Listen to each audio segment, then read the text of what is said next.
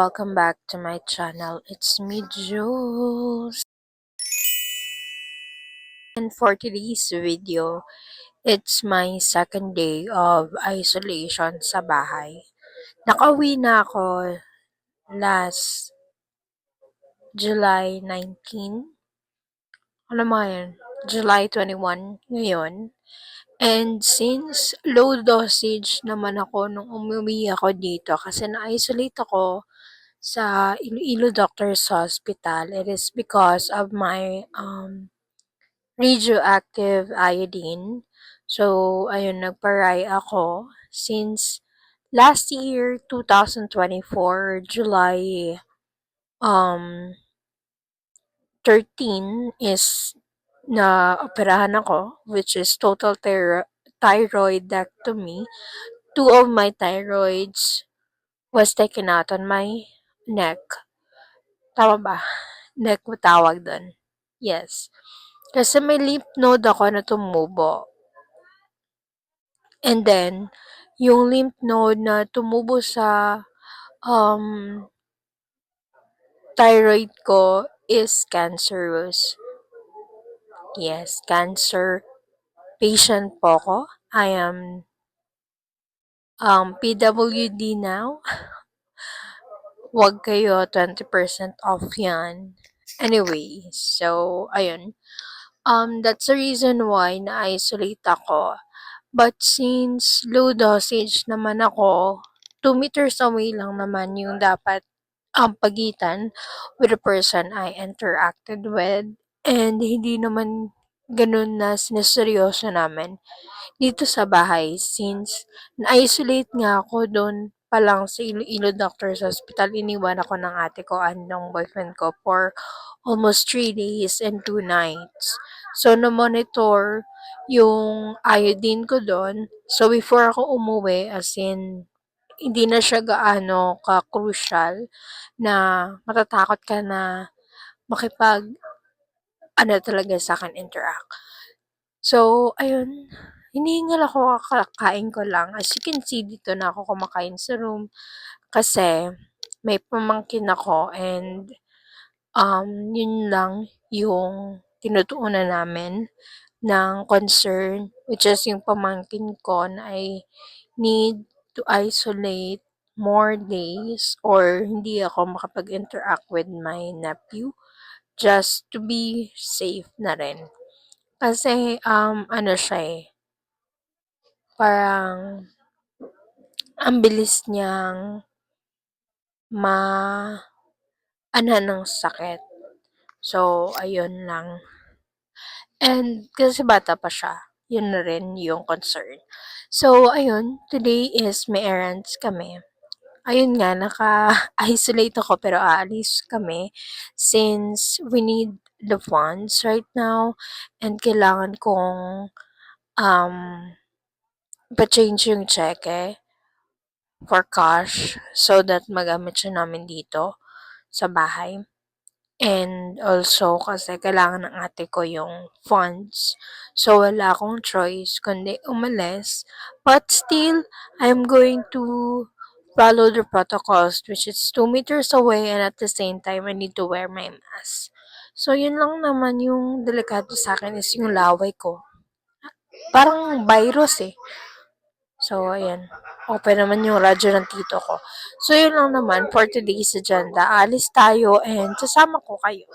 And I'll be posting my video today sa process ng RAI ko. But, yun, I still going to make a video about paano ako nag-RAI, the whole process. See you later! Hey guys, welcome back to my channel and this video will be the explanation vlog na bakit ako nagpa-radioactive, bakit ako nagkaroon ng thyroidectomy. But before that, let's get all. So, supposed to be, ayun, sinabi ko sa last vlog ko na isolate ako dito pagdating sa Bacolod. Well, na-isolate naman ako for 1 day until now, still continue yung isolation ko. But umalis kami today just because nagpa-change kami ng cheque dahil nakapangalan sa akin. So, we don't have a choice but I need to go out. Pero in a short time lang naman yung paglabas ko. So, don't worry because I followed the protocol pa rin na 2 meters away from people and away from pregnant children or persons talaga. So, ayun na. Pumunta kami ng Watson. Just a quick Watson lang naman kasi may binili lang ako isang product that kailangan ko, which is this one, the Garnier Micellar Cleansing Water with Salicylic Acid. Ayan. Ito talaga yung ginagamit ko, guys. The yellow one and the blue one yung parati kong ginagamit. So, the next thing that I got today is dali lang kami pero nakahapit pa. The Smile. So, I got this slippers kasi gusto ko talaga siyang bilhin. Nung na-isolate ako doon sa sabi ko, gusto ko talaga bumili ng chanelas. Kaya yan, yung cravings ko, gusto ko talaga masatisfy yung sarili ko, kaya bumili na ako. So, I got this only for 199 pesos. Kasi wala akong chanelas pang gala. So, dumiretso na talaga ako doon. So, yun lang naman. So, don't worry, I'm still good. And yung bacteria ko, hindi pa naman nakakapit sa lahat ng tao. So, let's move on to the vlog talaga. So, well, actually, guys, 2 years na meron akong lymph node. Simula noong 2022, while I'm still studying at STI Basnagas University, meron na talaga akong lymph node doon. Hindi ko lang siya pinapansin or hindi ko lang siya pinapapansin kasi nga, pero halata siya. Halata siya mag-side view ako.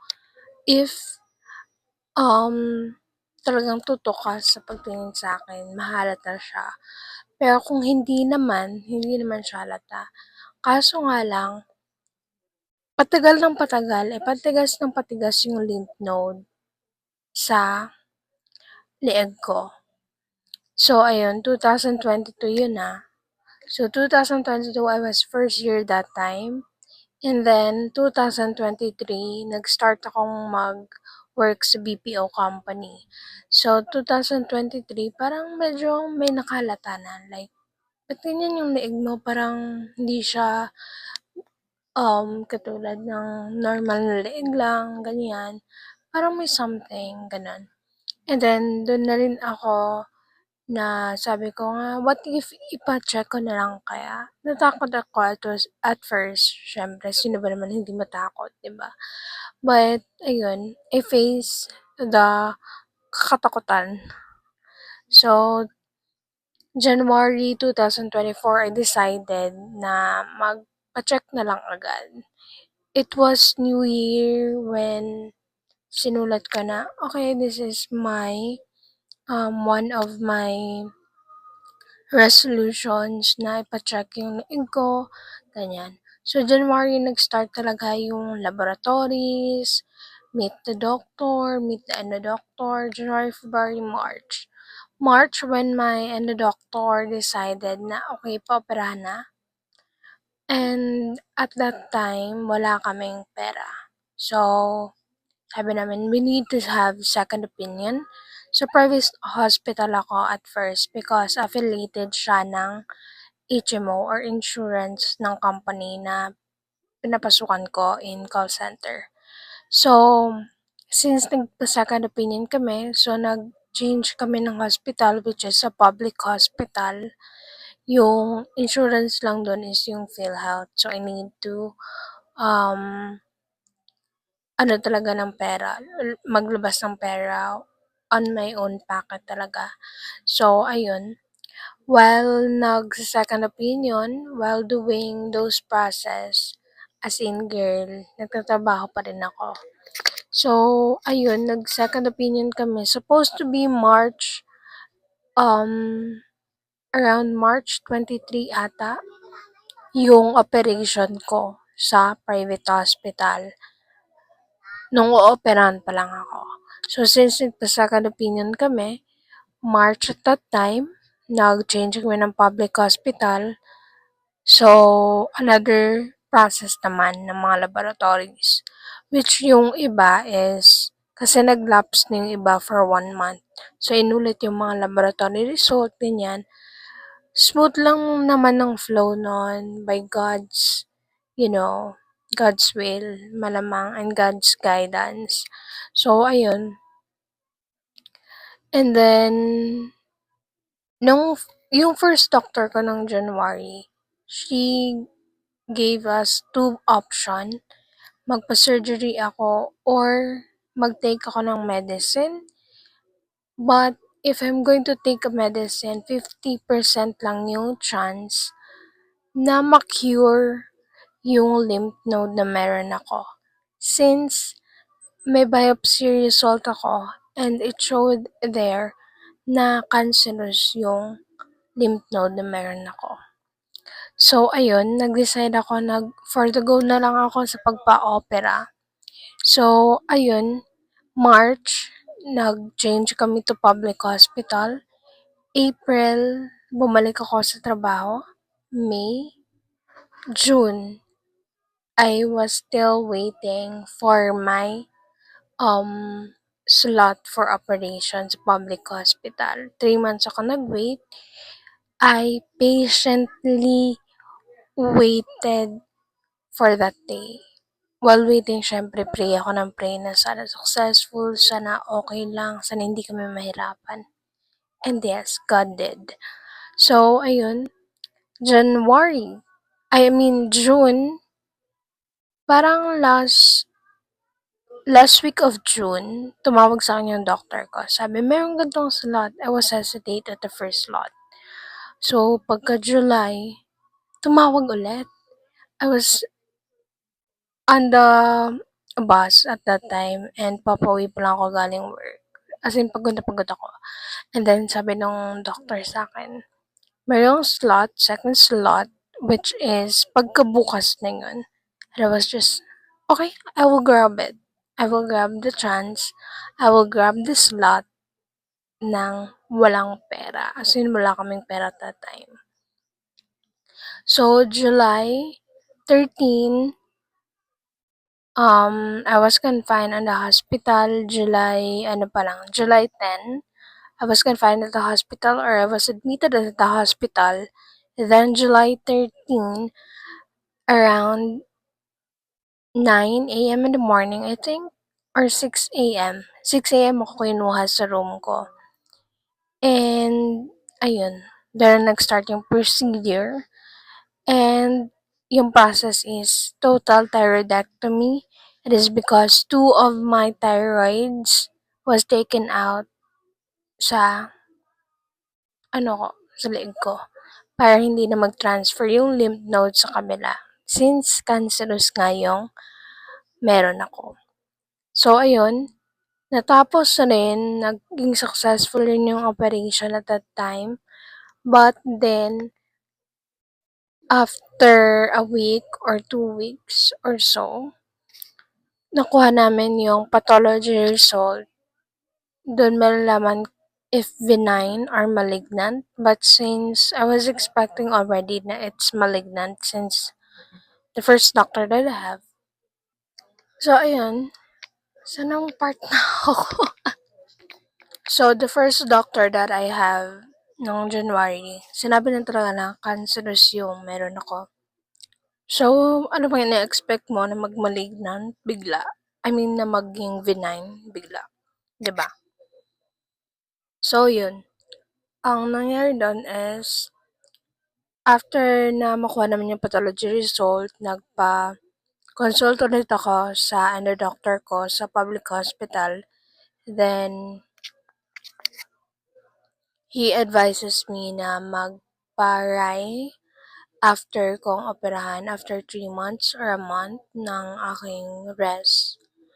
But, hindi ako nagpa-RAI. It is because mahal yung pagpa-RAI. it costs 130,000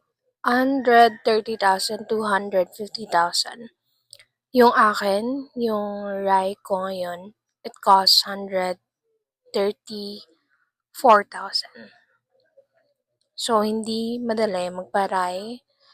And, ayun, kasi it depends on the molecules na ipapainom sa'yo or ipatake sa'yo ng endo-doctor mo.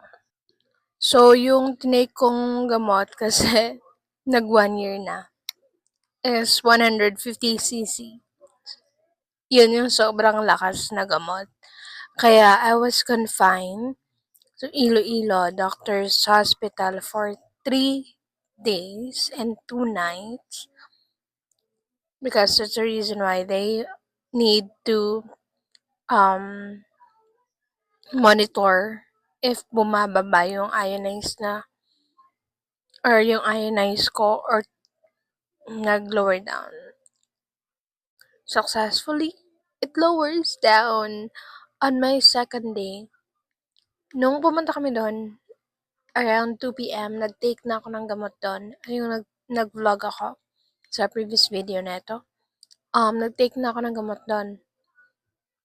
And then, after nun, doon na ako chinek. And then, chinek yun, yung first result was 30. 30 iron ako. And then, nung umagahan, naging 9 na lang ako. 9 iron. And then, pagkahapon nun, 9. And then, naging 7 iron na lang ako. After, pagkabukas nun, like, yeah, on my third day or on my last day, 3 iron na lang ako.